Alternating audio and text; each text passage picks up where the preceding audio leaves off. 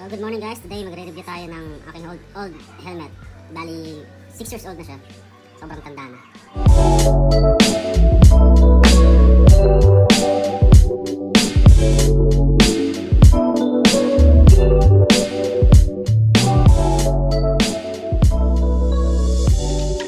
Ayun na nga guys, kung mapapasin nyo, puro nagasgas sa katagalan. Hindi talaga may iwasan, hindi magagasgas yung helmet natin. Yung salamin nyo,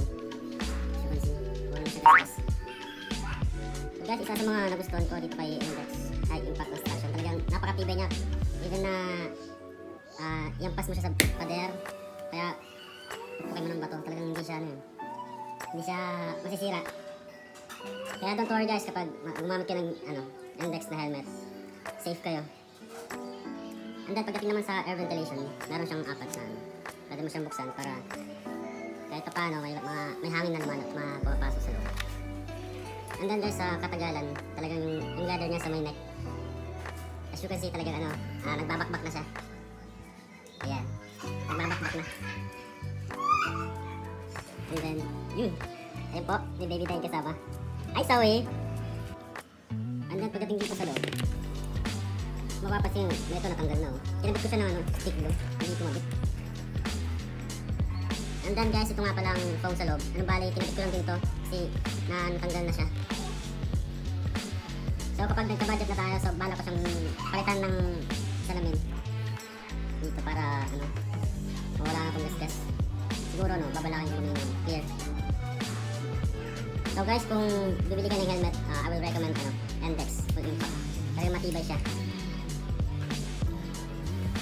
And then guys, kung mapapasin pala, yung sa may gilid na, rubberized siya. So kapag kinabit nyo siya sa motor nyo, sa gilid ng motor nyo, hindi siya magagasgas kasi rubberized siya. So guys, ngayon testingin natin siya kung gaano siya katibay. Ibabagsak natin siya sa sahig. So ito guys, ibabagsak natin, titignan natin kung mababasag ba siya o kaya anong nangyayari sa kanya.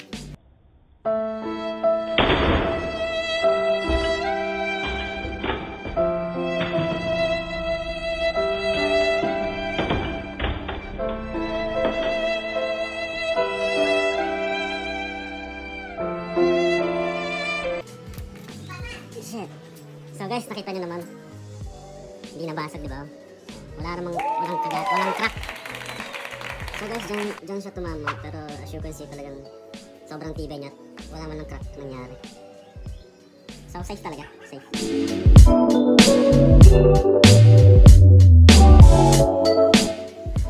So guys, ayun lang for the short review of Index X5 helmet. Thank you for watching.